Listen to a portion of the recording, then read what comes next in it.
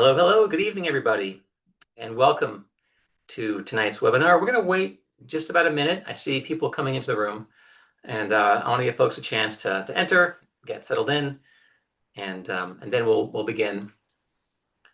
We will always record our webinars, and then we'll share the recording with you. That is something that we always do.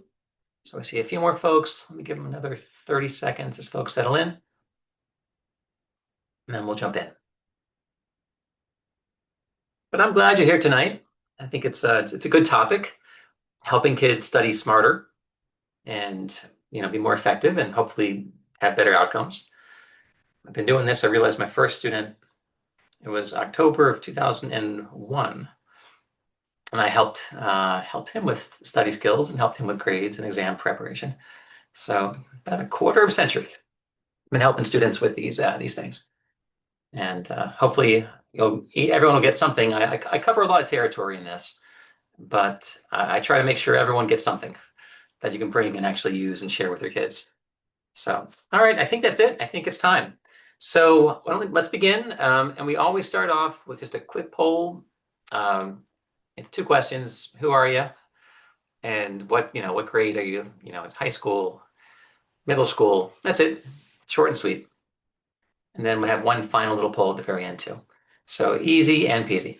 All right, so let's begin. So again, my name is Dr. Jed Applerouth. My background is educational psychology, how learning happens. And I've been teaching kids executive functioning skills for years, and for a quarter century, I've been helping kids with exams and with grades.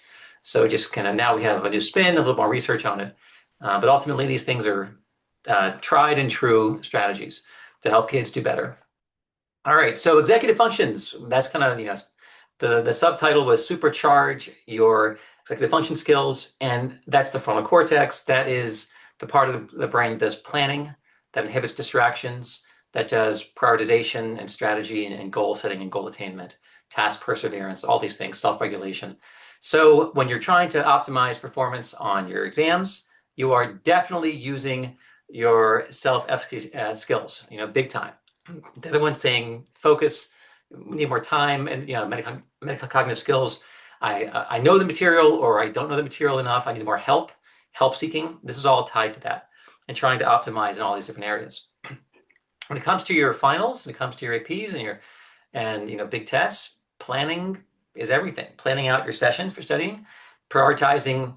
If I only have so many hours left in the day, do I do my A push first, or do I do chemistry or bio? How do I organize my materials, my environment? How do I manage my time? And how do I know if I really am getting it or if I'm not getting it? How do I know I need more help? These are all critical EF skills that make a student, better at testing and exams and so forth. And so one thing you want to do is with planning is, starting with the end, the future sketch, where do you want to be? What kind of preparation, I've accomplished these things, I've read these things, I've done these number of self-tests, and then you take it back to where you are today. And then, you actually plan forward and apply the time horizons and schedules and so forth from the end goal. So you have to have the end in mind, and then you build from there. So you're thinking about, how do you do what you do? In terms of, it's also meaningful whenever I work with a student, I ask them typically, how did you do last year or last semester? Typically, how do these go for you? And I try to figure out historically, are their skills robust? Are they doing well? Or their averages here, then exams come, they drop, or they rise or stay the same. So they have some level of reflection. It's always critical with EF skills, understanding your strengths and your weaknesses before you begin the work. Okay. And again, like your patterns, that, things where you overconfident last time or underconfident, where you're right on target, that's really critical. Some kids have to over prep, or some kids, they're nervous, and they kill the exam. Like, okay, so you can't really trust your nervousness because you always perform at a high level, even though you're afraid you're going to tank it. I see that more with female students historically than with males in terms of how they do confidence and so forth. And then when it comes to grades and final exams, what's really critical, understanding and prioritizing your classes and your exam performance. Because the worst grade of all is like an 89 or a 79 when you were just on the cusp.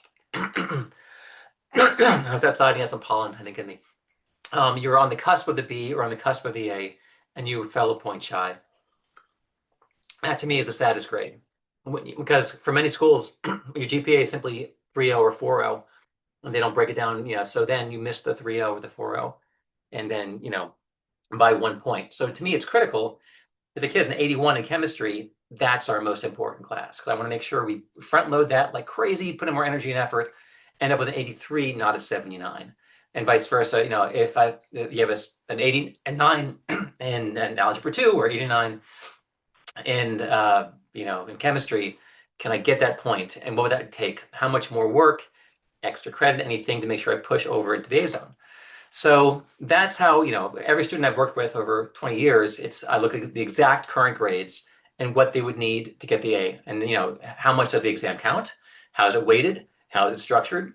And so, like, the kid with an environmental science has a 9.75. Well, that student could get a 60 and still get an A. So that exam is not nearly the priority as the class that I'm on the cusp of an A, or I'm on like honors Spanish 3 as an 80. I don't want to see, so that takes more energy. So it's really knowing where you are with your grades and so forth, and prioritizing the more critical tasks is really important. And so in terms of level of confidence, level of preparation, helping, and I always ask students, how much time would you need to get to be ready for this final? 20 hours, 30 hours, 3 hours. Every kid's different in terms of the kind of exam it is, lots of memorization, or it's open book exam. I've seen those too. And really getting a sense of understanding how much you're expected to learn and know and memorize, and the format and the time required. That really helps you when you're planning. How much time do I have in front of me? And then how many hours, per exam, and every exam is different. Once you do that, and I have students lay out, I need 12 hours for this exam. And I do this for kids in high school and in college as well. And we're looking at, I need probably 20 hours to review. I have to go back all the way to the beginning. It's a cumulative exam for the whole year, tons of work to review. Then, okay, that's going to be part of the planning, is the number of hours. Then time estimation. Before you craft your study plan, the level of time that kids have to allocate, and then we start structuring and planning it out. And then, having a measurable goal is helpful and important. I always want kids to go in there with a numeric goal. I'm looking to hit an 86 on this final. I'm looking to hit an 88, or I want to, a 90, whatever the number is. And some high flyers, I'm looking for a 95. Doesn't, have the score, and I have them write it down. And so I have my current grades, my desired grade, and then the exam grade I would need to achieve that desired grade. That's part of motivation, part of, crafting that, and so forth. Then I start talking to students about the brain and how studying works and how it doesn't work as well.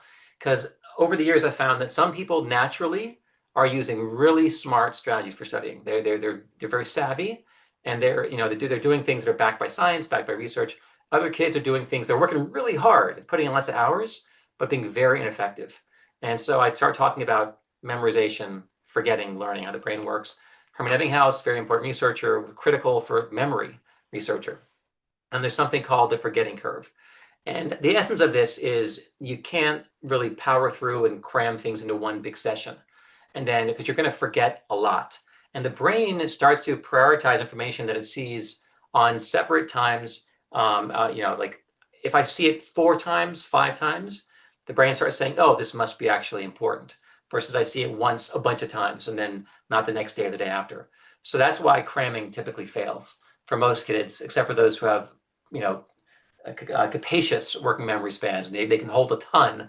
And those kids are out there. I've worked with them, and they spend 3 hours. Some other kids spend 15 hours for the same outcome. Their brain just, sometimes it's photographic. That's definitely an advantage. Otherwise, though, you have to show it to the brain not once or twice, but 4 or 5 times, different learning moments to really reinforce it and get it to stick. And so, without reinforcement, without connecting it, information decays quickly. Sometimes half of it in an hour, 3/4 in 6 days. And so it's much, much better when you study 3 times in 3 days than study that same amount of time in 1 day. So the spacing, the spreading it out is what gets the brain to say, oh, every time it sees it, it starts, wiring stronger in terms of that synaptic connection to the memory and information. And also, sleep is really critical to reinforce what you learned. We now know we've examined brains at rest and brains that are sleeping, and neural patterns of activation during the day are rehearsed again and again and again by the hippocampus as they're encoding into the cortex. And so the same thing you've seen, at night when you sleep, it rehearses and repeats. And it's really critical that kids are getting healthy, good sleep when they normally get sleep, in terms of for the sleep spindles and for memory to transfer to long-term memory. You don't want to have erratic sleep, or normally I get 7 hours from 10. You don't want to go to bed at 4 or get much less sleep. That'll totally degrade the transfer to long-term memory. So sleep, love it. And naps are also really good. When you learn something and nap, it's almost as good as having a full night's sleep to preserve the information. So naps after you learn, because versus what happens if you learn something and then do a bunch of other stuff. Sometimes it's called cognitive interference, and that other stuff starts to degrade the memory you just learned, versus you learn much stuff and then do a big pause. And then in that moment of pause, things are, can go up and start to transfer. So interference breaks, they are important. So breaks, love breaks, and also know when you have more focus, know when you have more energy. The biorhythm is real. There are morning birds, there are early birds, there are night owls. That's all real. That's all scientific. Some of it's genetic. If your parents an owl, there's a chance you'll be an owl, or and so forth, based on inheritance. But some people are just better. Like I can take more information and lock it in better between 6 and 9 p.m. than I can between 6 and 9 a.m. Whereas some people they're fresh and their brains are ready to go in the morning. And like for me, I didn't do in college. I did one class freshman year at 10 a.m. After that, everything was either 11 or 12, and I did very, very well. Because I could stay up later in the morning. I would just be sleeping, but sometimes that's a nice thing to do when you have your own schedule in college, but tougher when you're working with exams and stuff in high school. A lot of kids, they're great, do better in college, just they can control their sleep schedule better. It's really helpful. So breaks are essential. Cognitive interference is real, and your brain also just gets tired. You have only so much glucose, the same as like exercise. You have so much energy left, and after a while, your muscles get tired. The brain it's electric, it's chemical, and when the glucose is depleted, your learning degrades and degrades and degrades. So the longer you're studying, the less you are retaining. And a 1.5 hour session is great. By 3 hours, except for the ultra athletes, you're just learning less and less, even if you aren't aware of it. So it's really critical that you take these glucose breaks. And students who go and have a lemonade, have something, sugar, replenish it, feed the brain, because the brain is using 1/5 of your energy. It's very intensive in terms of for energy usage.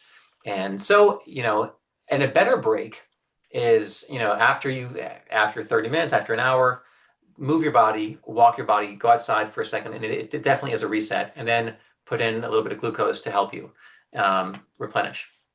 Breaks are good. Some people, if you don't have a hard time sensing the time that's passing, use a timer. And everyone has cell phones now, which are totally fine. They have these Pomodoro timers, kind of old school. Pomodoro is Italian for tomato.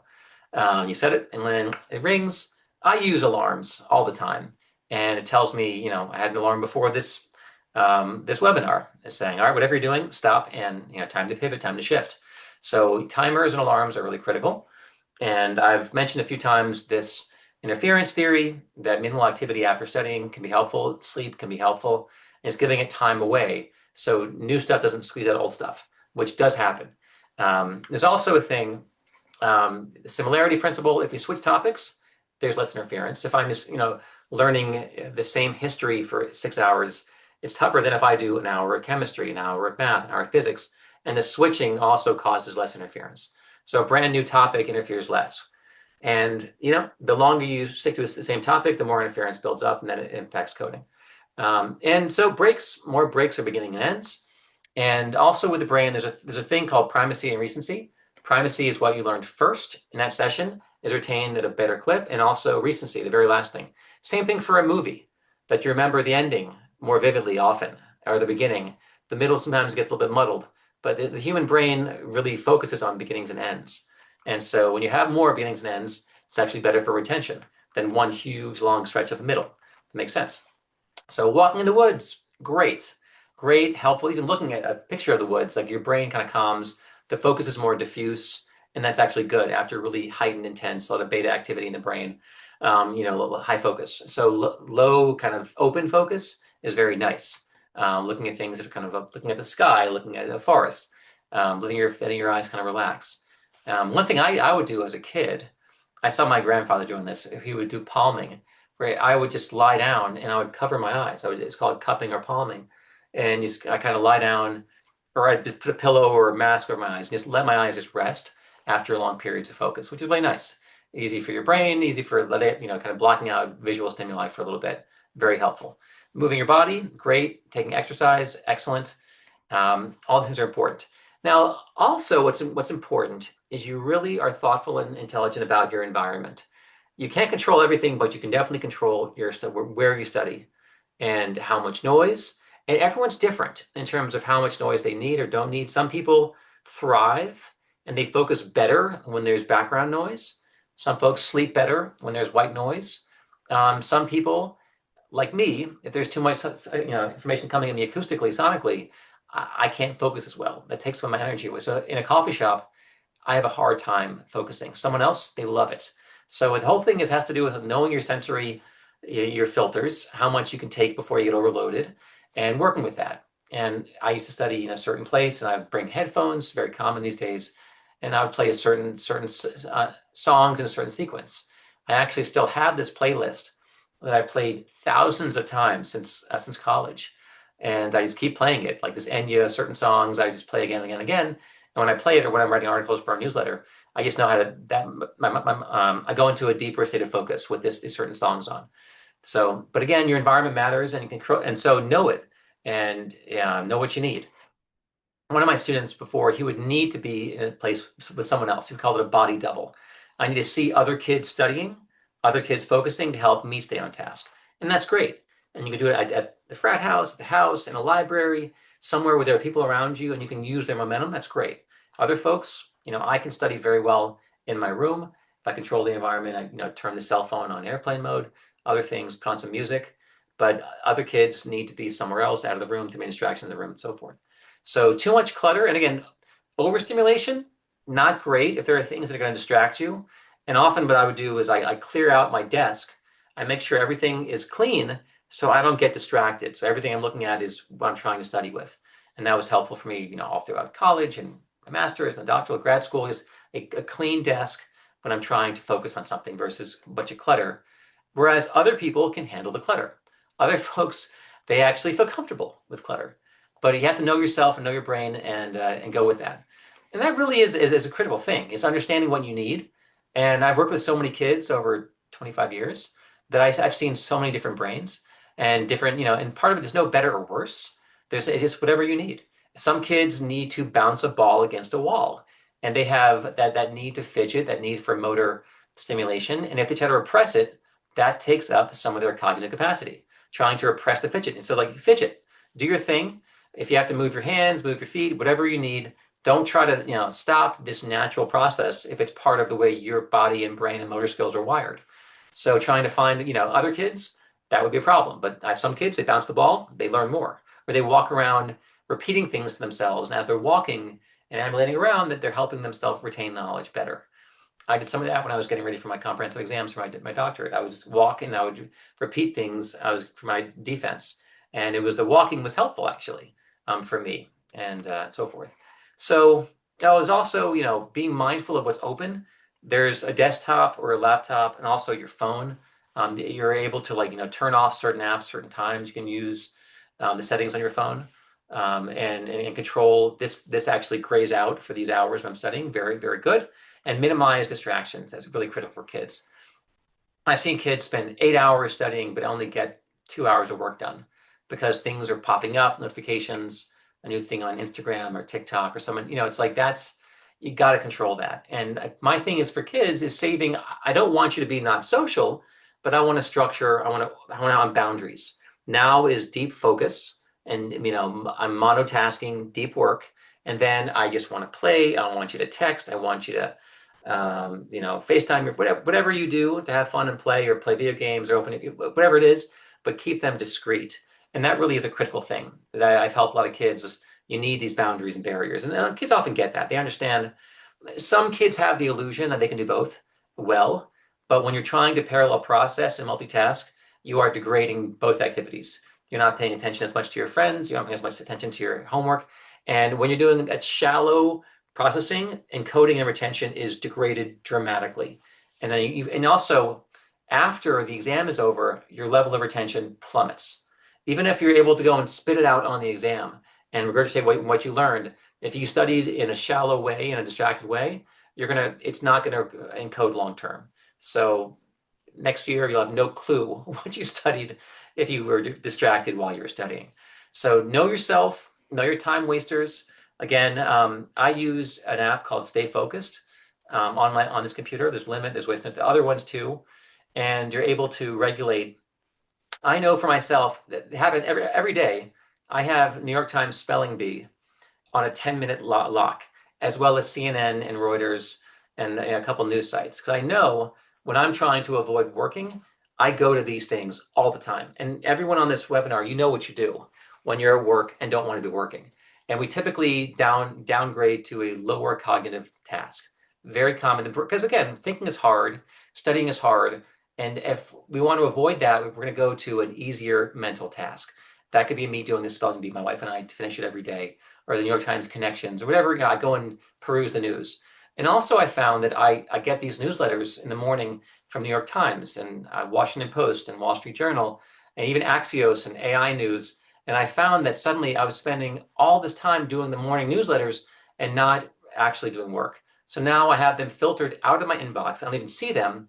I only go to them during a break, but not I have to go through them. So there are things you can do to engineer your time and your distractions. And this is really critical in terms of executive functioning, is managing your environment, managing the filters for inhibiting distraction. This is a key task versus, no, it hit my thing, it pinged. Now I'm going to look at it, read it, whatever it is, versus no, not now. The time for that's later. So helping your kids understand their mind, how it works, how they get distracted, and how they downgrade and so forth. So interruptions. And again, the 98% of people who try to multitask fail, okay? The only 2% of people are called supertaskers. They can do more than one thing and neither task is degraded. They are extraordinary. That's 1 in 50 kids. And more kids might think, well, that's me. It's probably not you, because people aren't aware that their efficiency, their accuracy is being degraded. So again, in every interruption from deep work takes 2 minutes, 3 minutes, even 5 minutes to get back to where you were. And so watch the task switching, because really what you're doing is playing mental ping pong. I'm here, then I have to reset, get back mentally where I was. I've lost that train of thought, that track, then the distraction. So that the ping pong is really deleterious to focus and accuracy. So again, these divisions, work and play. And if you can help your kids do this, this pays dividends. If they learn this for high school and then for college, this is critical. These healthy boundaries and so forth. And Seth Perler, guy I really admire in this space, he talks about make what's hard easy, what's easy hard. And what that is make what's easy, your distractions, your go-to things, make that harder to access. So if it's right in your face and the instant you have an itch, I'm getting tired of this hard task, I'm going to default to that. Make it hard to access, or make it impossible. Make it so it's grayed out. Make it so you only have 5 minutes there, and then boom, that's gone in a certain threshold. So make it harder to do things that they're easy defaults. That's a really nice way of framing that. Okay. And then wisdom about procrastination, your go-to time sinks, and having a plan. And it's also important that if I get too distracted, the whole if-then statements, like self-consequencing, if I'm still screwing around after 3 hours, I'm going to do something more drastic. And, one thing I had a hard time finishing my doctoral thesis, and I was really distracting. I didn't want to do it. Again, it was a hard task.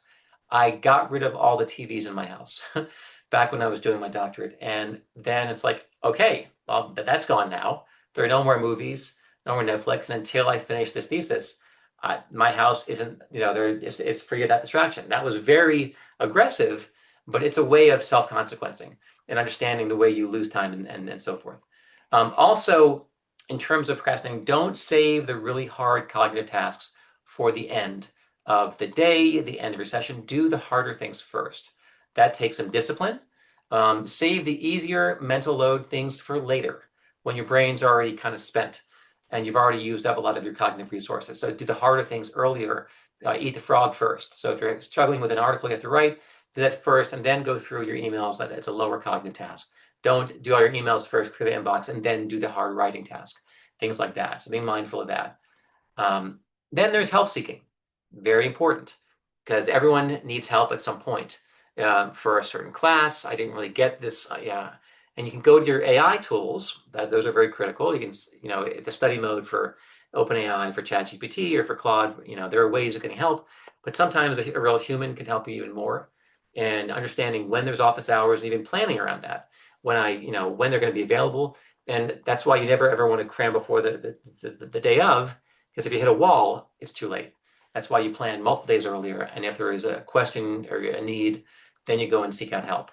So, and the earlier you start this process, you could potentially find a tutor, potentially, join a group, go to office hours, but that takes to starting earlier versus the longer you wait, the fewer resources are available to you when you hit those walls, except for the AI version, which may not be perfect.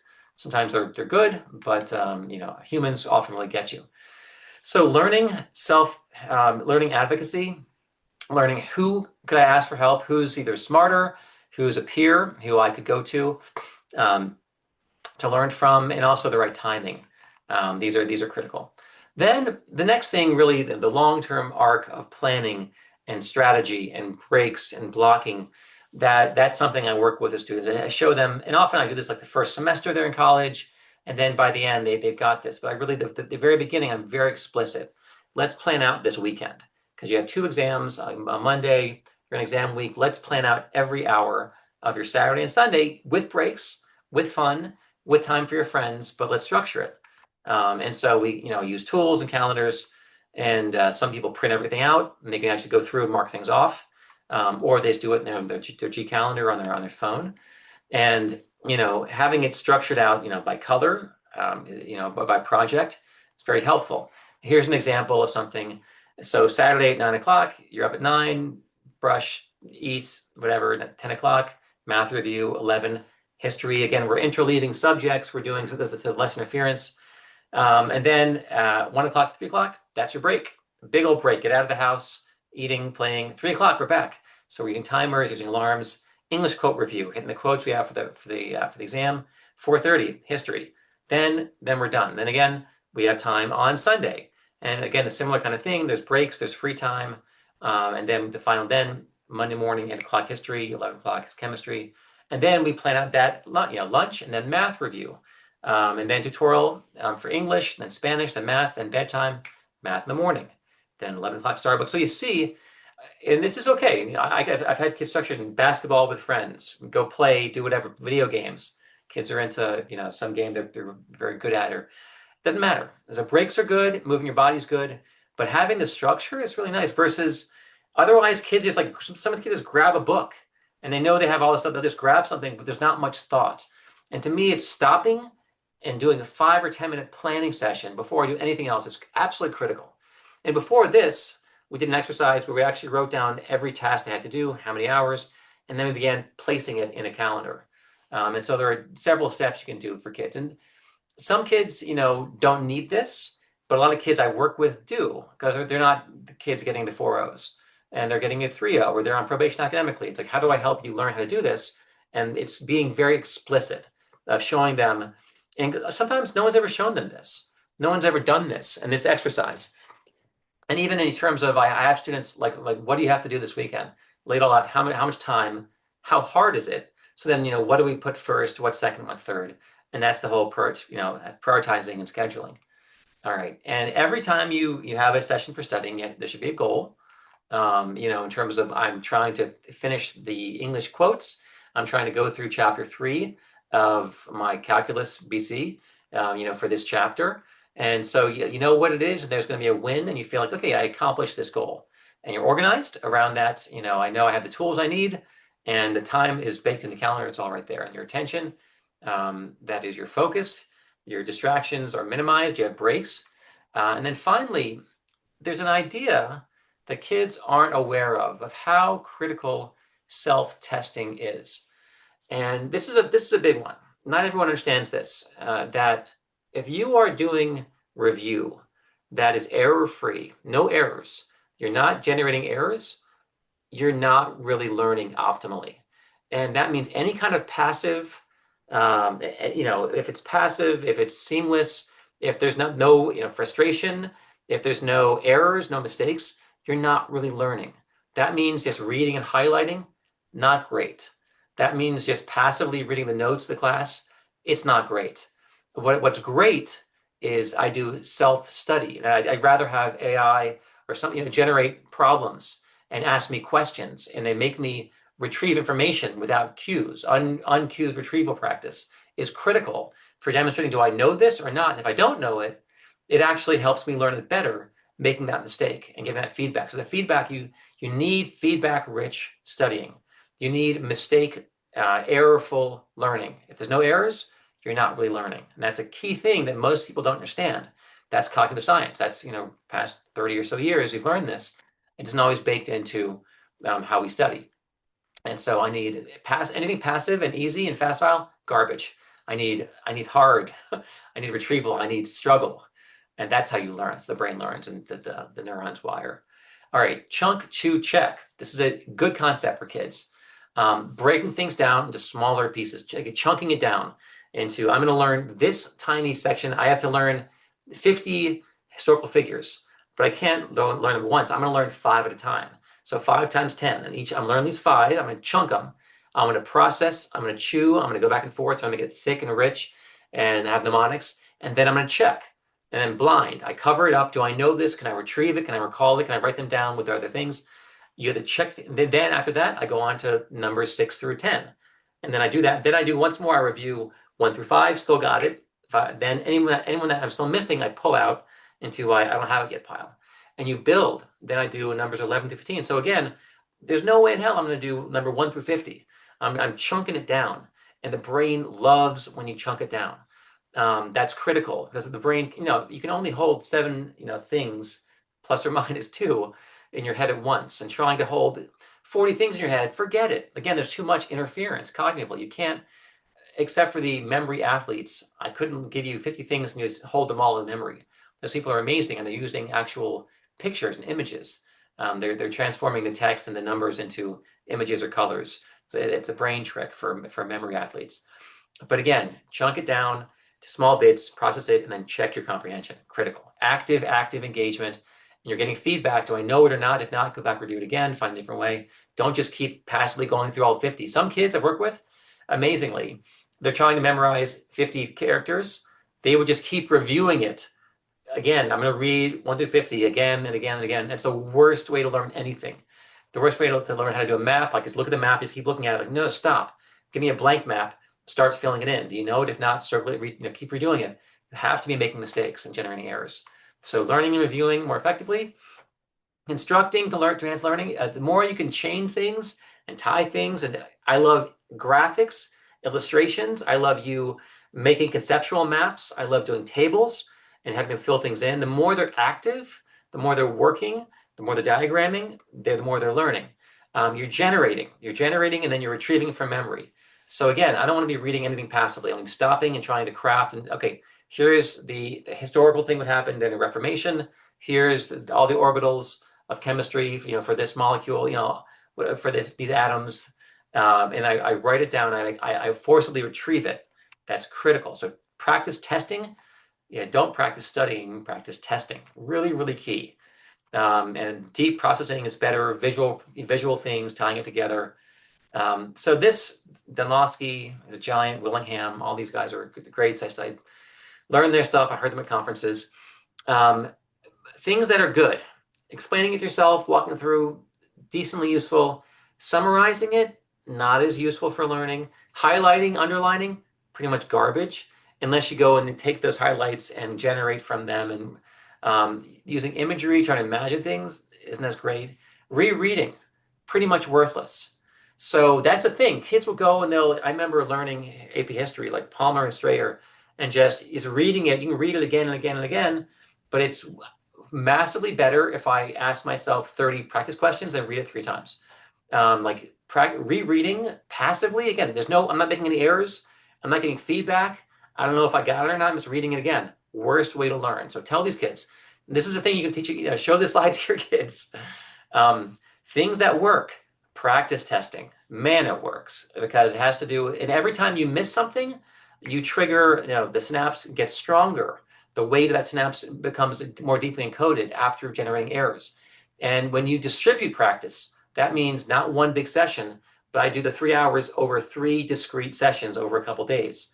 When you spread it out, every time the brain says important, more important, really important, when I see it 3 times over 3 days versus I see it 3 hours in one time. The brain often dismisses things it sees only one time, like what you had for coffee this morning's breakfast. But if I keep reinforcing it, then I'm going to learn. And then there's interleaving practice, and that is I do a little bit of math, and then a little bit of chemistry, and then physics, take a break, a little bit of math. It's called interleaving. I'm kind of not just doing big blocks, smaller blocks. This is research of massive studies and meta-analyses. This stuff works. But I really changed my tune after I learned about how critical practice testing was for encoding memory into long-term memory. All right, so testing changes the brain, alters the weights of synapses and encoding, makes the synaptic strengths deeper as it's sending more neurotransmitters and more myelin getting more deeply connected. So forced retrieval adjusts the weights of those connections and synapses. So things that fire together, wire together, that wiring gets stronger with every bout of testing. Every time I'm trying to pull it from memory, bam, that thing gets stronger. That's pretty cool. When you teach someone else, that's also a way of you forcefully retrieval. And when you have two kids learning together, there's the one who's the weaker and the one who's stronger. When you're whoever is the stronger learner as teaching gets the bigger benefit. And that's one of the funny things about, like when you do co-learning or you have a peer tutor, the more skilled peer, the more knowledgeable peer gets bigger benefit than the one who's trying to learn. Because by teaching something, you're having to crystallize it in your language, put it together, and then it locks deeper into because whenever you're using your own language, it locks deeper in your brain than like passively reading something not in your language. Because things lock in your brain in your words, the way you speak, the way you think. When asking yourself questions, okay, flashcards. I love flashcards. Now you can have these AI apps build flashcards. Like it was Quizlet. Now this AI stuff blows Quizlet away. I could use Claude Cowork. I could use OpenAI to build me flashcards, build me on this chapter, on this topic. Divided notes for self-quizzing, like the Columbia notes. I'm sorry, the Cornell notes, where I write the concept on the left and I blank it out, and then I cover part of it, and I retrieve and recall what the left side means, or self-explanation, and then condensed note sheets are all good. So here's just a little bit of research. Is it better to study big blocks, about 3 hours of chemistry, 3 hours of physics, 3 hours of history, or break it up? And the research is the blockers during practice, the blockers who are in this huge big block feel really good. When you test them a week later, the blockers collapse. And the ones who interleave and mix it up, massively higher retention because they saw it 3 times in 3 discrete intervals versus 3 hours in a row. So this is the way the brain works. It's how the brain's built. All right, so you need more breaks, more beginnings, more endings. Passive learning, getting a perfect copy, no. Rereading a chapter, very little value. The more passive it is, it seems like I'm getting better, but you're not. You have a false sense of confidence about how much you've actually learned. So rehearsing, making study guides, concept maps, you can outline things, test yourself, and looking for questions. So there's also deep and shallow encoding. The way you're laying it in, like shallow encoding is repeating. I'm going to keep repeating these things again and again and again and again. That's shallow encoding. Versus deeper encoding, there's a deeper layer of understanding of how things are connected. Often I can make visual connections.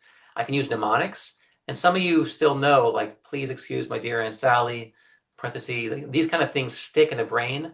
I think of ocean, the 5, openness, conscientiousness, extroversion, agreeableness, neuroticism, certain things like acrostics stick.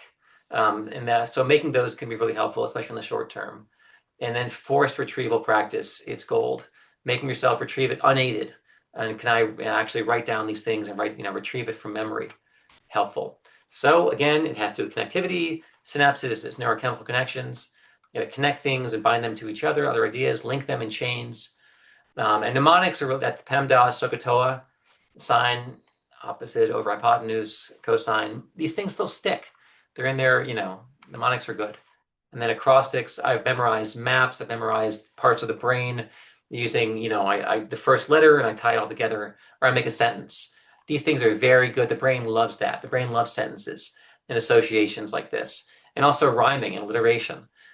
So these things kind of add a layer. It's called richer encoding than just repeating things again and again. That's shallow encoding. So the richer the encoding, the better the brain likes it. Get creative. And some people, again, they like walking and moving while they're learning and they say it out loud, whatever works. Some kids color code things. My wife color codes everything. She's a lawyer. And so lots of little things to, the signing, and that helps her with different highlighters. And then asking yourself questions, quizzing yourself on certain concepts and writing everything out. That's the whole retrieval practice. Then time management. How much time do I have? And every hour, one of my colleagues likes the 50-10 split. You have 10 minutes of rest at the end of every 50. Some kids like a longer break. Totally okay, whatever your brain needs. And then knowing your exam is critical. When we prep kids for the AP, we know exactly what they're going to face. We know what the content is, the format, the structure, the timing, and they practice and they learn. And the same thing when we teach the SAT or the GMAT, it's always know your exam and then prepare. And I would prep in the way they're going to be assessed. Always get a balance of the assessment and then understand how I have to prepare and study. If I have to be able to retrieve things or fill in a map or fill in a chart, or then or fill in quotes, then I'm going to be drilling quotes. So just knowing the template, knowing the rubric of the exam is critical. And then talk to your teachers. I always ask my students in college, especially, or in high school, do you have any friends who are a grade above you? What can they tell you about how this is, especially for the first test? How do they assess? So what do they like? Do they prefer the book or the class notes or the primary sources? Like, what do they pull from? So your opponent, it's the teacher, and then their exams. And then show up. Third time, the teacher will tell you exactly what they're going to assess you on. Don't miss that. Make sure this is critical on the exam. And some teachers are more forthright than others, but I would always ask them how to best prepare. And then you're learning the test before you're studying. So all these things are critical. And also like what, number of points allocated per section. That half the test is these quotes, then man, that should take up more of my time. It's using strategy when you're preparing, it's versus just I'm just going to passively do stuff. Plan of attack. Again, distractions minimized, music or no music. And typically myself, I can't do many lyrics. Some people can. So again, it's however your brain works. And then you're going to review notes, the study guide, the text, all these things. Then you start doing self-testing, all these things, generating, creating, and so forth. All right. I think that's kind of repetition, pretty good. The test day. So then we come to the actual day itself of the exam. Make sure everything's laid out the night before. So in the morning, you don't have to think about it. Everything's all, your ID, your calculator, your pencil, your paper, whatever you're working with. Food is important. Some people need to go for a run in the morning. Not everyone does. It helps them. I feel like anxious. Not all kids are like that, but some kids are. Helps them kind of get the dopamine going. It helps them with the endorphin. And actually running, it's less endorphin. I've learned it's more endocannabinoids after for a big run, more than the endorphin system. I've always thought it was endorphins, but I learned it was not from a neurochemistry guy. So anyhow, endocannabinoids, which numb pain and make you feel good, and serotonin, dopamine, all the good stuff. So eating, critical. Sleep the night before and the night before the night before. Because if you get really bad sleep on a Thursday, you're going to feel junky on Saturday. And so it's not just, sleep well the night before, because there is a lag and when you feel really depleted. So good sleep the 2 nights before, critical. Sarah, genius, one of our, phenomenal tutors, curriculum creators. She's awesome. Her thing that she believes in, the content, question format, understanding is a partial credit or not. That'll help you. What resources can I use in the test are critical. Study guides, notes, textbook, things to practice from, and then you have your plan. And there's some we've covered some of this already, but where you're going to do the review, what kind of studying has been effective for you in the past, make your plan, kind of materials, make your schedule, and then finally chunking it. You know about that. Is there a friend? I prepped for several AP exams with friends. I did some of it, and also in college, I had a good buddy. We prepped for econ together, we prepped for finance together.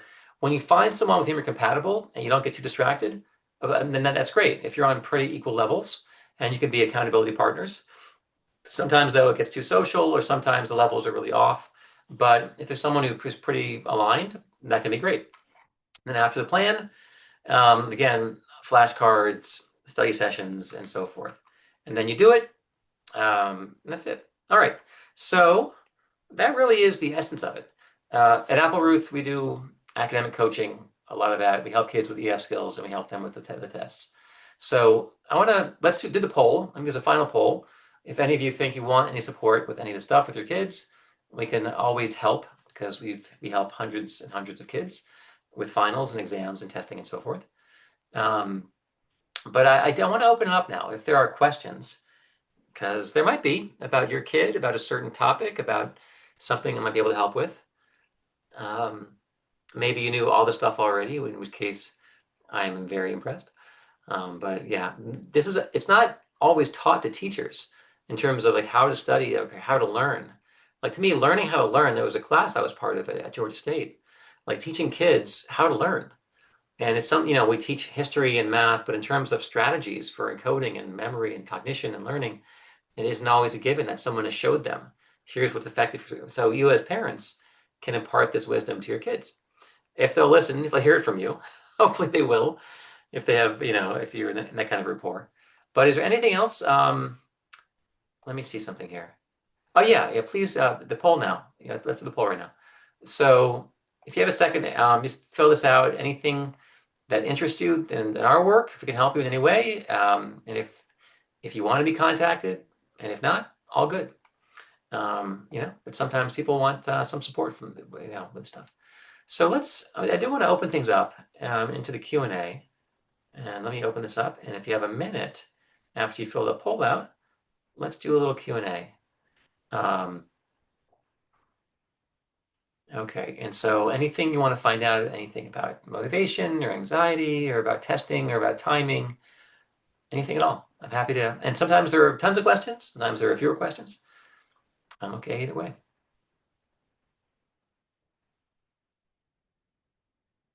I'll give this one more minute, and if not, I'll just say goodnight and say I'm glad you all were here.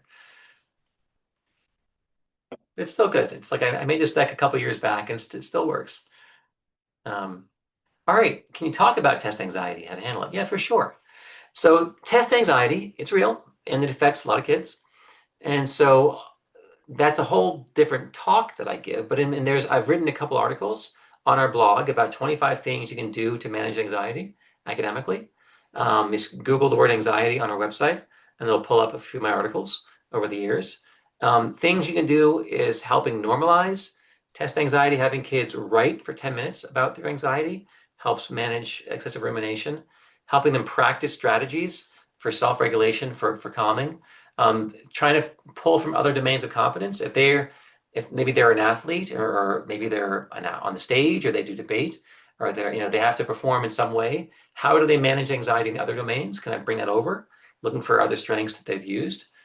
In terms of managing their thinking, talking what's kind of walking through what their mind is doing, helping with their self-talk.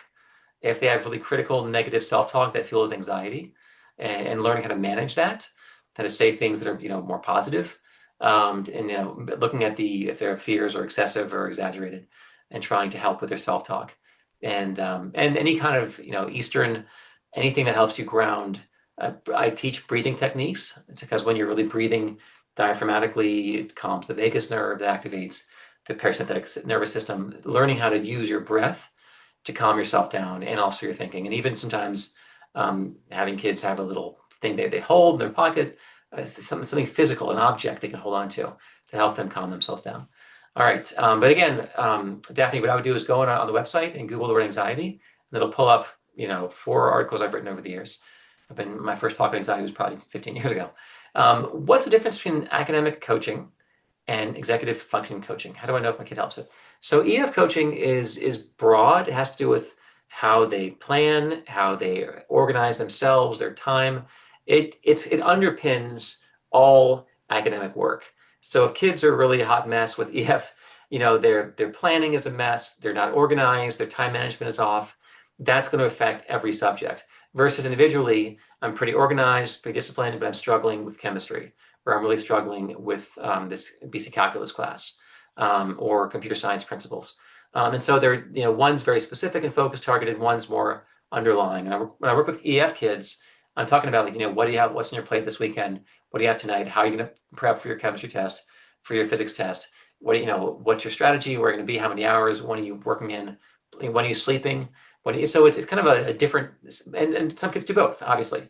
But the EF coaching, I think it really pays nice dividends, because it helps you become better as a student at everything. It helps you in high school, it helps you in college, it helps you in work. Because EF skills are skills, and kids can get better at them, which I really like. And also, as they get older, as the frontal cortex develops, it naturally comes online. Your frontal cortex skills build into their mid-20s, but you can definitely do some prepping and some working and some practicing, even kids who are struggling in high school or college. How do you help students with owning the process, motivating versus overwhelming tasks? And helping them own the process, helping motivate them is things they believe are attainable, tasks they believe are within their reach. The overwhelm, I look at, and part of it, if there's overwhelm, there are several things I'm going to look at. Is there too much on their plate? If a kid's overwhelmed, are you trying to accomplish too much? Can I take something off your plate that's not essential? Can I make a little more space in your day? Some kids, I've working a full-time job, doing 5 activities, it's like, this is a lot. And I've asked kids to leave their job. I've asked the parents, can you subsidize, the car insurance or whatever they need to do? Because right now that job is interfering with their academic work. Or they're doing 5 activities, and you know what? Can we go down to the fundamentals? Do you have to do all 5? Is there, this group, this thing, this, you're the secretary? Is there a way to narrow it down? And then the overwhelm, are you getting enough sleep? Are you, taking care of yourself, your body, all the natural, the bio things? The overwhelm, is it anxiety or is it just too many tasks? And then are you studying efficiently? Some kids are overwhelmed. I've had kids who are up till 2 a.m, but when they're studying, it's diffused. It's not focused. There are distractions. They're opening their socials, their TikTok, they're being distracted. So it's like, wow, you're putting in 7 hours, but in terms of, it's probably a quality 3 hours. And if I could actually get quality, 3 hours of focus, 2 hours of play, and then an extra 2 hours of sleep, that's going to make your life a lot better if there's overwhelm. And then again, maybe they need some help. So the motivation, you're motivated for a task if you believe it's attainable, within your reach. You have the ability. It's something called self-efficacy. Like I believe if I apply myself, that I'll be able to achieve this. And that's versus the level of stress, and they might need a little more help. In some areas, kids get overwhelmed, and they do need more support in a certain discrete area. And they'll do a lot better. I could spend 4 hours learning it myself. With someone a little more skilled, I can learn it in an hour and a half. And so that might reduce the overwhelm too. So it depends on the kid. I would talk to your student, talk to what's going on, how you experience things, talk about, the time, sleep. But every kid's going to be unique in terms of how and why they're overwhelmed. And sometimes there's a learning difference, which is, I'm not saying it's your kid, but I've seen that for students, and it's diagnosed later. Like, they need more time. They need 3 hours to learn something. A different kid might need an hour and a half. It has to do with how they process, how they read. They might need more time. They might need some accommodation, which sometimes only shows up in high school. Or I'm working with a girl right now, she's in her 30s. She's applying to med school, and things are showing up later and being diagnosed. So I don't know, sometimes they do learn differently, or they just need more time in a certain area. But I would for sure have a nice conversation with your child and see if they'll be able to, because they have to own it. It doesn't work as well if it's coming from a parent in terms of, I expect this, but they have to want this if they're going to be driven to accomplish the goals, tasks. All right. Are there any other questions? Those are good questions. Thank you, guys. I appreciate that. Oh, my pleasure. Can you talk a bit about how the online executive function classes are structured to ensure success? The structure of it, honestly, it starts off the very longest, my intake initially is like an hour. And again, I'm talking about their history of what's working, what they're good at, what they're struggling with, their grades, performance. And then we start going through, what are your systems? Where do you study? How do you study? How much time do you put in? What are your skills? What do you work with? Then I go through, I'll meet with them twice a week in the beginning, then once a week, and then once every other week. It starts to shift down as they, I want to transfer it to them. I don't want to be a crutch ever. That's a failure as a coach.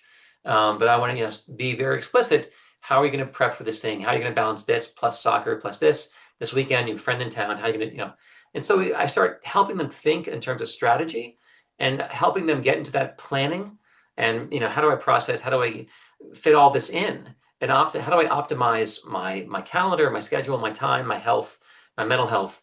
And little by little, they begin to do this themselves. So in the beginning, it's very explicit. I'm a coach.